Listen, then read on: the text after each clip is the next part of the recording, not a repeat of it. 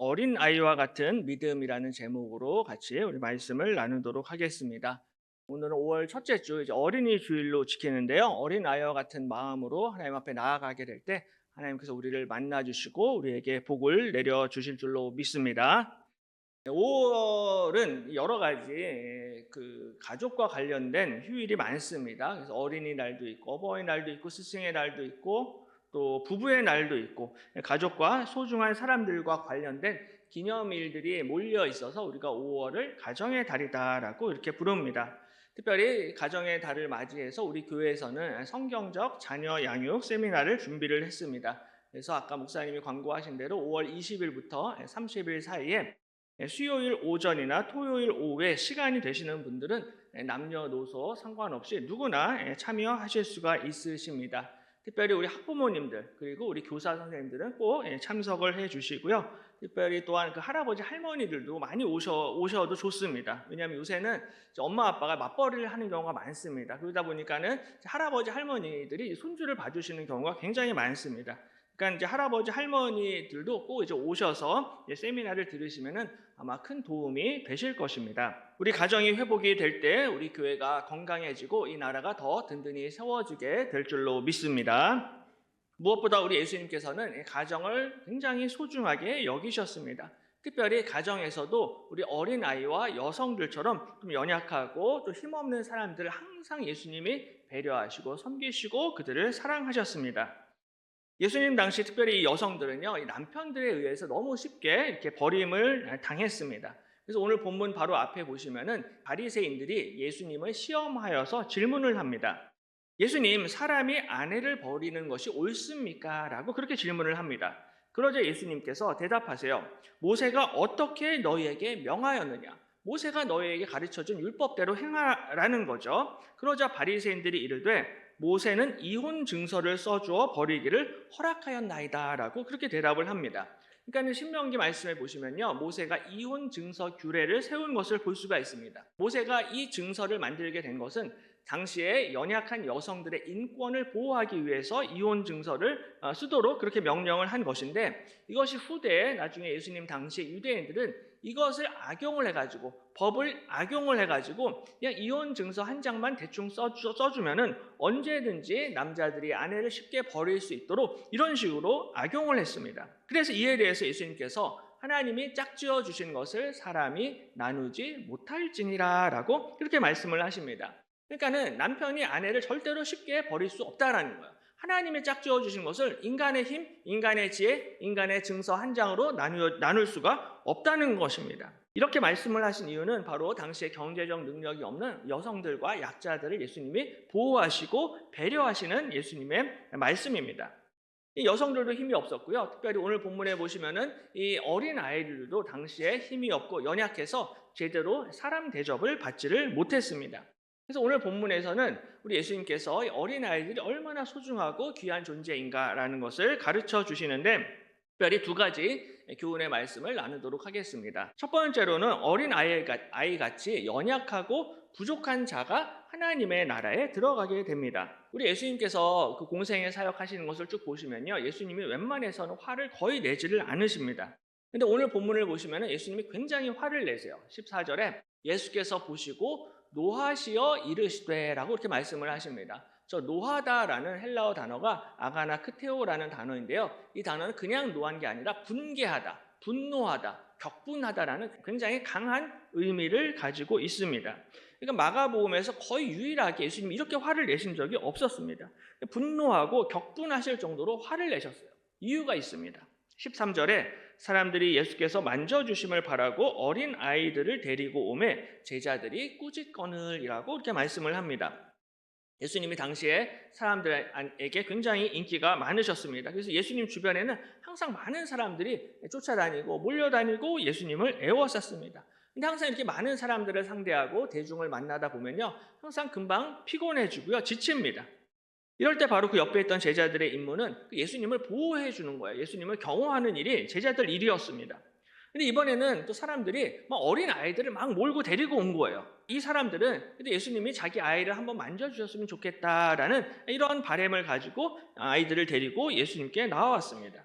근데 제자들이 이 사람들을 꾸짖고 이 어린아이들이 예수님께 오는 것을 제자들이 막았습니다. 왜냐하면은 이 아이들이 예수님 또 귀찮게 할까 봐, 예수님 피곤하게 할까 봐, 성가시게 할까 봐 이 제자들이 접근을 막았습니다. 근데 예수님이 이것을 보고 굉장히 화를 내세요. 어린아이들이 내게 오는 것을 용납하고 금하지 말라. 하나님의 나라가 이런 자의 것이니라 라고 예수님이 말씀을 하십니다. 아이들이 내게 오는 것을 용납하라, 금하지 말라라는 말씀이에요. 하나님의 나라가 오히려 이런 어린아이와 같은 자들의 것이다 라고 유명한 말씀을 하십니다. 예수님은 어린아이들을 굉장히 배려하시고 존중하시고 사랑하셨습니다. 어린아이들은요, 어른들이 그 길목을 딱 막아버리면 더 이상 예수님께 나아올 수가 없었습니다. 나중에 그 소경 바디메오가 예수님한테 막 소리를 지르는데 막 사람들이 막았어요. 그러니까 이 바디메오가 더 막 크게 소리를 지르는 장면을 볼 수가 있습니다. 또 유명한 삭개오는 예수님을 한번 만나고 싶었는데 키가 작아서 예수님을 볼 수가 없었습니다. 그러니까는 뽕나무로 올라가서 예수님을 만나게 됩니다. 근데 어린아이들 같은 경우는요, 그렇게 할 수가 없어요. 뭐 소리를 지르거나 나무에 올라갈 뭐 그런 힘과 그런 것들도 전혀 없었습니다. 그러니까는 당시에 이 어린아이들 그리고 여성들은 사실 이 인간적인 인격적인 대접과 대우를 제대로 받지를 못했습니다.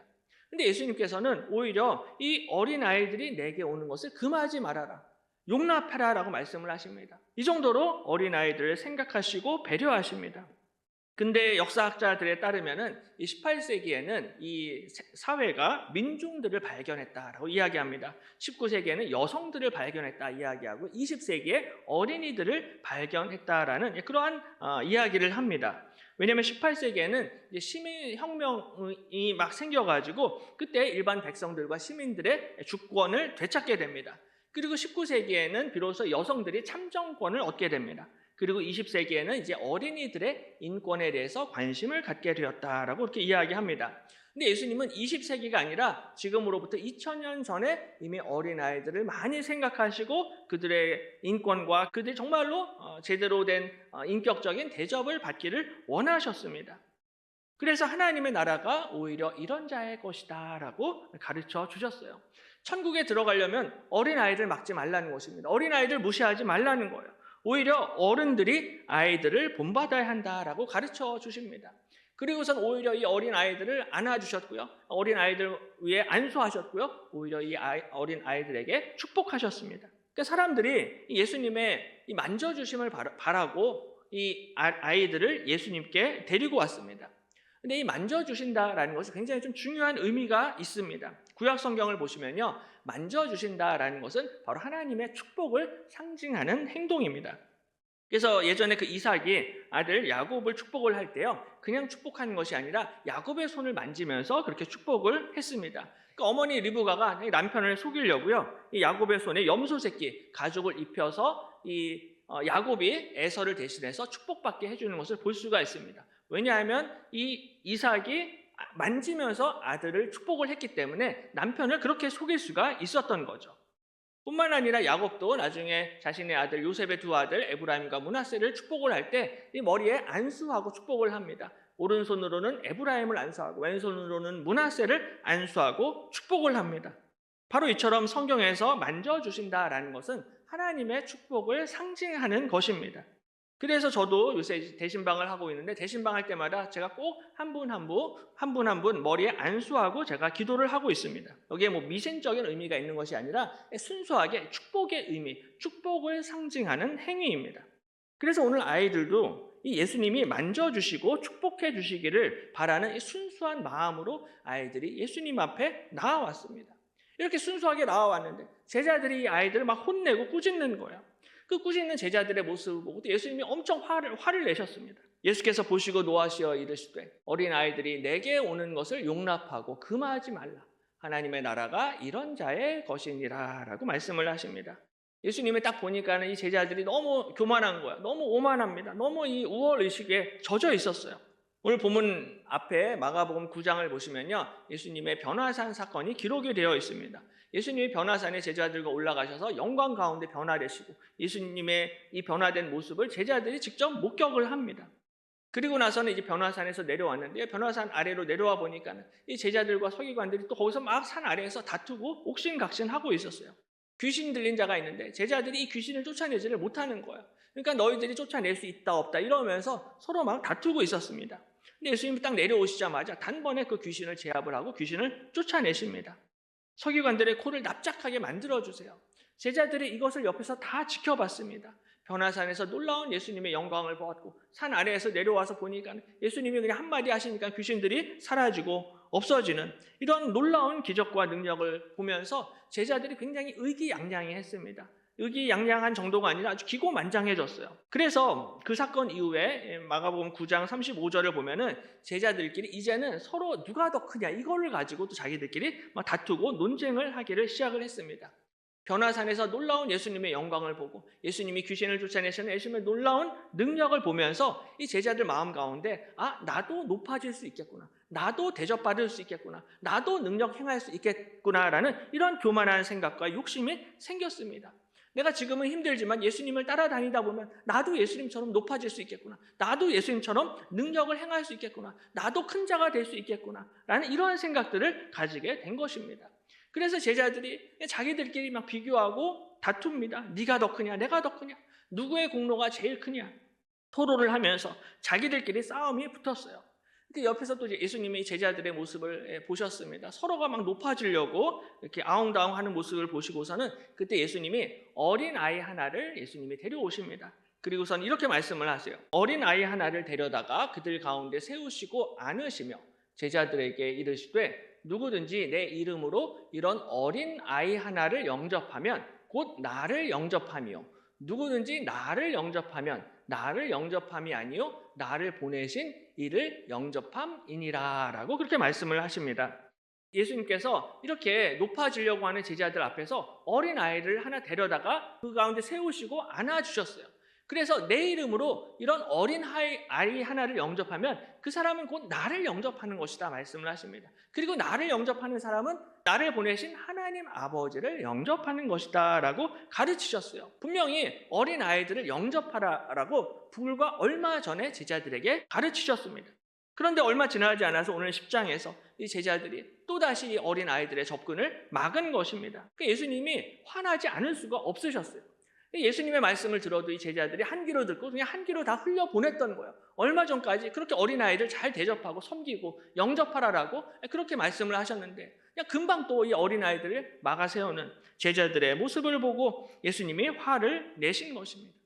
뿐만 아니라 그 다음에 또 한 사람이 예수님의 이름으로 막 귀신을 쫓아냈는데요. 제자들이 또 그것도 못하게 금지를 시켰습니다. 왜냐하면 이 사람들은 우리를 따라다니는 사람이 아니라 이 제자들의 허락을 받고 귀신을 쫓아낸 것이 아니기 때문에 이 사람은 예수의 이름으로 귀신을 쫓아낼 수 없다라고 그렇게 텃세를 부렸습니다. 제자들의 허락 없이는 능력을 행할 수 없고 전도할 수 없다라는 거예요. 그러니까 제자들은 자신이 최측근이다라는 그런 생각을 가지고 교만함과 그런 어떤 특권의식 이런 것에 젖어 있었던 거죠. 근데 예수님이 또 그 이야기를 들으시고 그 사람이 귀신 쫓아내는 것을 금하지 말라라고 또 그렇게 말씀을 하십니다. 그러시면서 이렇게 또 말씀을 하세요. 또 누구든지 나를 믿는 이 작은 자들 중 하나라도 실족하게 하면 차라리 연자 맷돌이 그 목에 매어 바다에 던져지는 것이 나으리라라고 이렇게 말씀을 하십니다.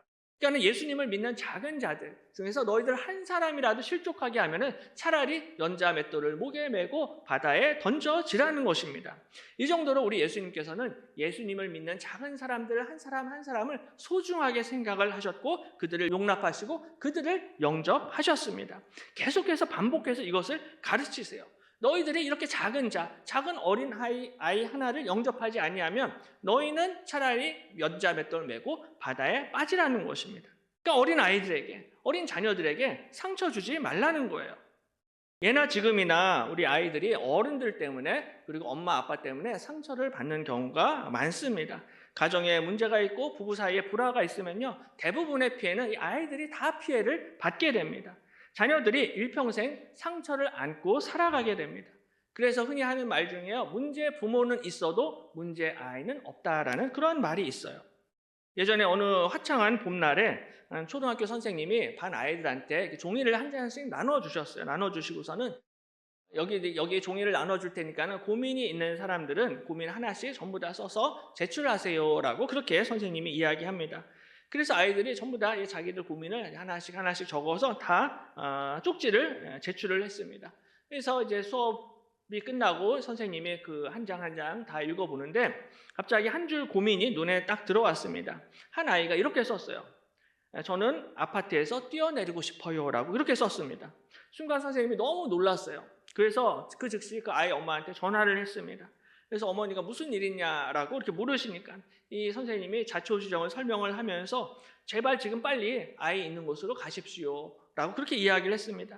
보니까 아이가 학원에 있는 거예요. 그러니까 어머니 무조건 학원으로 달려가 주셔야만 합니다. 학원 수업 도중이라도 그 아이를 그냥 데리고 나오세요. 그냥 먹고 싶은 거, 가지고 싶은 거 다 사주시고요. 오늘은 무조건 어머님 그렇게 해주셔야 됩니다라고 선생님이 이 어머니한테 그렇게 부탁을 하셨습니다. 그러니까 아이 어머니도 그 얘기를 듣고 화들짝 놀라가지고 회사 중에 회사를 조퇴를 하고 학원으로 달려갔습니다. 아이를 불러서 피자도 사주고 운동화도 사주고 이것저것 잘해줬어요. 그 다음날 선생님이 그 아이를 다시 불렀습니다. 그러면서 그 전날 적은 쪽지를 보여주면서 혹시 무슨 일이 있냐라고 이렇게 물으셨어요. 그러니까 아이가 이렇게 말합니다. 선생님, 그냥요. 저는 그냥 뛰어내리고 싶어요라고 그렇게 대답을 했습니다. 이 아이의 진심이 무엇인지는 우리가 알지는 못하겠지만 사실은 이 초등학생, 어린 아이들에게도 삶이 버거울 때가 있다라는 것입니다. 문제는 이 아이들의 마음을 헤아려 줄 수 있는 어른들이 그렇게 많지는 않다라는 거예요. 그러니까 문제 부모는 아이의 마음의 문제를 본인 탓으로 생각을 하지 않고 항상 아이들 탓으로 이렇게 돌리고 탓하는 경우가 많다라는 것입니다. 저도 이제 생각을 해보면 아이들한테 상처를 되게 많이 주었던 것 같아요. 그러니까 이 문제 부모는 있어도 문제 아이는 없다라는 거예요. 우리 아이들은 여전히 집에서 가장 연약하고 힘이 없고 부족한 존재들이 우리 아이들입니다. 그러므로 우리 예수님께서는 이런 바로 어린 아이들, 작은 자들, 연약한 사람들을 절대로 너희들 실족시키지 말라는 거예요. 이렇게 작은 자들을 실족시키면 차라리 맷돌 메고 바다에 빠지라는 것입니다.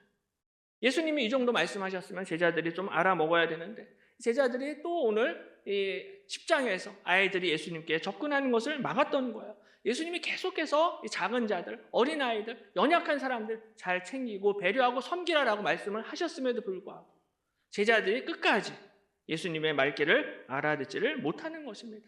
그래서 예수님께서 내가 진실로 너희에게 이르노니 누구든지 하나님의 나라를 어린아이와 같이 받들지 않는 자는 결단코 그곳에 들어가지 못하리라 라고 말씀을 하시는 것입니다.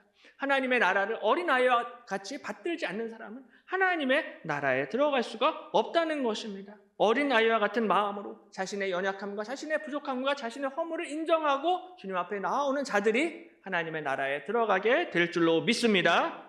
그래서 찬송가 가사 중에 천부여 의지 없어서 손들고 옵니다라는 유명한 찬송가가 있습니다.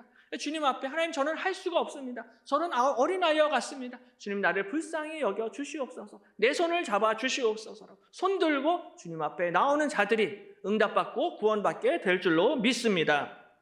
또 한 가지는요. 계산하지 않는 자들이 하나님의 나라에 들어가게 됩니다.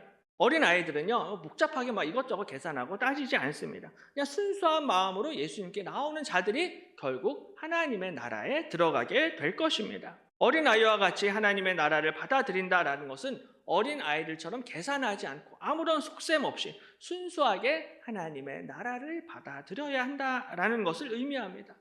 오늘 사람들이 이 어린아이들을 예수님께 데리고 왔는데요. 이 어린아이들이 자기들끼리 예수님께 오면서 네가 크냐 내가 크냐 누가 더 높으냐 이런 거 전혀 따지지 않았습니다. 누가 예수님의 우편에 앉을 것인가 누가 예수님의 왼편에 앉을 것인가 누가 더 높아질 것인가 아이들이 이런 데 전혀 관심이 없었습니다.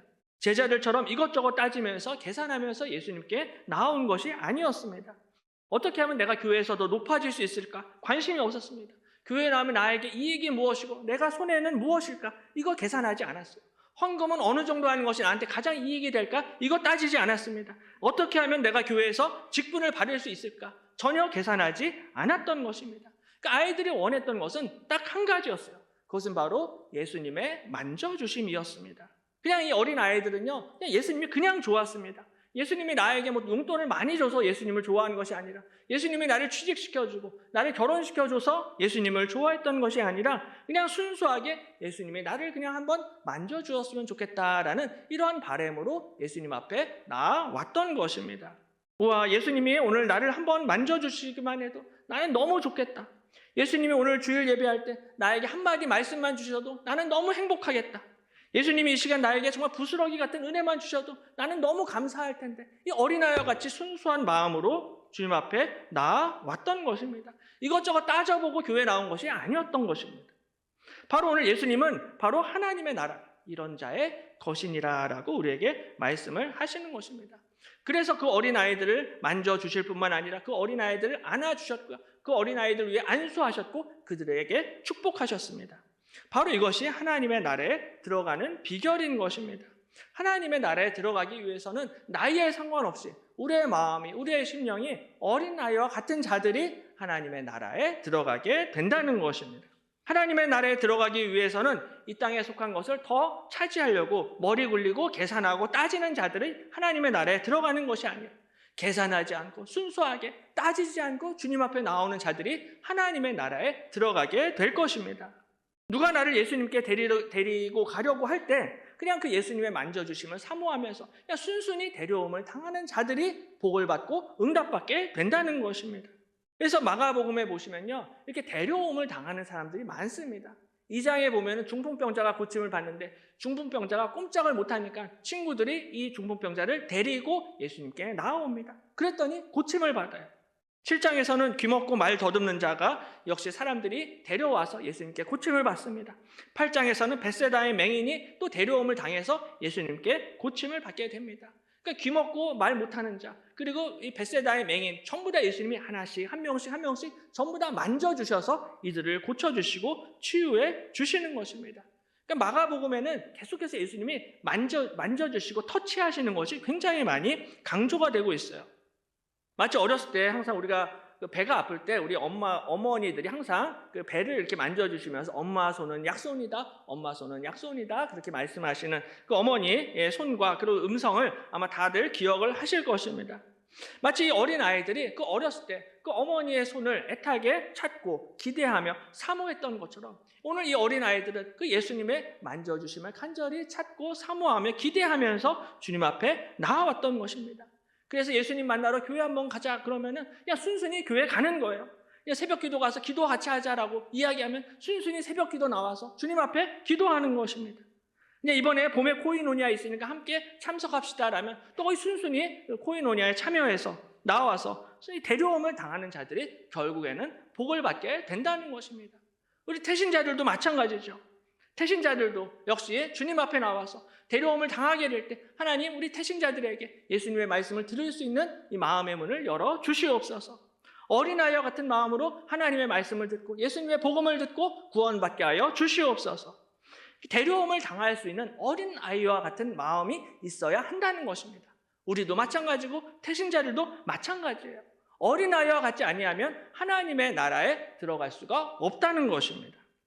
어린아이들이요, 이것저것 재거나 따지지 않습니다. 교회에 하나님이 어디 있어? 기도한다라고 병이 낫는다라면 세상에 아픈 사람 어디 있어? 이것저것 복잡하게 따지고 변명하면서 버티고 하나님 앞에 나오지 않는 사람은 하나님의 나라에 들어갈 수가 없다는 것입니다. 그것이 아니라 따지지 않고 계산하지 않고 순수하게 예수님께 나오는 자들이 응답받고 구원을 얻게 될 것입니다.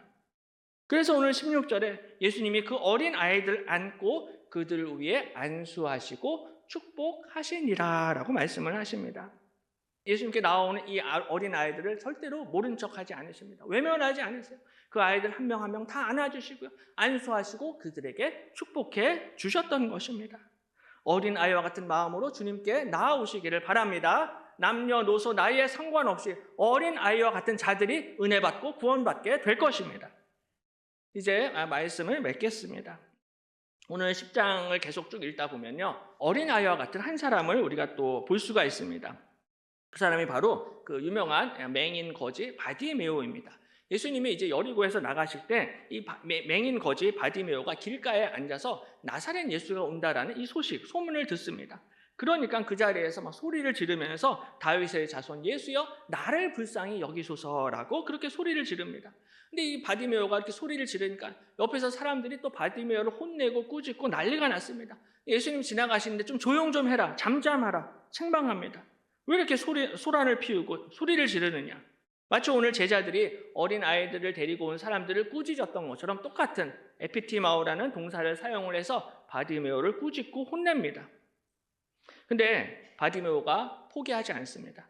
그렇게 사람들한테 혼나고 꾸짖음을 당하고 구박을 당해도 바디메오가 포기하지 않고 오히려 바디메오가 더 크게 소리를 질러버립니다. 많은 사람이 꾸짖어 잠잠하라 하되 그가 더욱 크게 소리질러 이르되 다윗의 자손이여 나를 불쌍히 여기소서 하는지라 라고 말씀을 합니다. 더 크게 소리를 질러버려요. 다윗의 자손이여 나를 불쌍히 여겨 주옵소서. 예수님이 그 소리 지르는 것을 들으시고 이 바디메오를 부르시고 고쳐주십니다.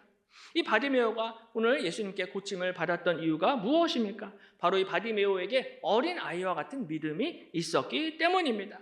바디메오는 예수님이 여리고에서 나오셔서 지나가신다라는 소식을 들었습니다. 지나간다라는 말을 듣고서는 바디메오가 복잡하게 이것저것 따지지 않았습니다. 계산하지 않고 그냥 반사적으로 그 자리에 일어나서 무조건 소리부터 지르고 보았습니다. 다윗의 자손이여 나를 불쌍히 여겨 주시옵소서. 주님 오늘 이 예배 시간에 나를 불쌍히 여겨 주시옵소서. 이 예배 시간에 그냥 은혜 받지 못하고 돌아가는 것이 아니라 나에게 말씀의 은혜를 허락해 주옵소서. 내가 기도할 때 응답하여 주옵소서. 우리 자녀들이 복을 받게 하여 주옵소서. 우리 손주들이 예수 믿게 하여 주옵소서.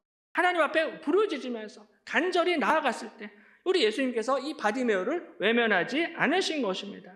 그러니까 바디메오가 뭔가 계산하고 따질 그럴 겨를이 없었어요. 무조건 소리부터 지르고 보는 것입니다. 주변에서 구박을 해도요 멈추지 않고 오히려 더 크게 소리를 질렀습니다. 이것이 바로 어린아이와 같은 믿음인 것입니다. 자식을 키워보신 분들은 다 아시겠지만 마트에서 우리 아이들이요 그냥 장난감 사달라고 엄마한테 졸라댈 때가 있습니다. 엄마한테 혼나죠. 근데 이 아이들이 거기서 포기하는 아이들이 아무도 없습니다. 아이들은요 엄마한테 더 크게 소리를 지릅니다. 주변에 지나가는 모든 사람들 다 듣게 크게 더 울면서 찡찡대고 난리를 칩니다. 목 놓아 울면서 정말로 서럽게 울부짖으면서 엄마한테 매달려요. 그러다가 물론 이제 엄마한테 끌려가서 이제 더 크게 혼나게 되는데, 근데 아이들은 중요한 것은 쉽게 포기하지 않는다라는 거예요. 끝까지 엄마한테 매달리고 따지지 않고 계산하지 않고 무조건 엄마 이거 해주세요. 이거 사주세요라고. 이 어린아이와 같이 순수하게 부르짖고 주님 앞에 나오는 자들을 우리 주님께서 외면하지 않으신다라는 것입니다. 무대포로 엄마를 찾고 엄마에게 매달리는 바로 이 믿음, 바디메오가 이 어린아이와 같은 믿음으로 응답을 받게 되었던 것입니다. 바로 하나님의 나라는 이런 어린아이와 같은 자의 것이다 라고 말씀을 하시는 거예요. 우리 하나님께서는 가난한 자, 연약한 자, 부족한 자, 부르짖는 자를 절대로 외면하지 않으십니다. 남편에게서 버림받은 아내를 절대로 외면하지 않으십니다. 부모에게서 상처받은 어린아이를 우리 하나님께서 절대로 외면하지 않으십니다. 교회에서 딸을 당하고 외면하는 자들도 우리 하나님께서 절대로 외면하지 않으실 것입니다. 오늘 우리도 이 어린아이와 같은 믿음으로 주님 앞에 나아가게 될 때 바로 예수님께서 우리를 만져주시고 고쳐주시고 치유해 주실 줄로 믿습니다. 이것저것 복잡하게 따질 필요가 하나도 없고요. 그냥 가난하고 순수한 마음으로 주님 앞에 나와서 주님 나를 도와 주시옵소서. 나를 고쳐 주시옵소서. 우리 자녀들 복을 내려 주시옵소서. 기도하시기를 바랍니다. 특별히 또 오늘 어버이 주일을 맞이하여서 또 5월달 가정의 달을 맞이하여서 우리 사랑하는 부모님과 자녀들과 우리 가족들을 위해서 하나님 앞에 간절히 부르짖으시고 하나님의 만져주심의 은혜, 하나님의 안수하시는 은혜, 하나님의 안아주시는 그 놀라운 은혜와 축복을 경험하시기를 주님의 이름으로 간절히 축원합니다.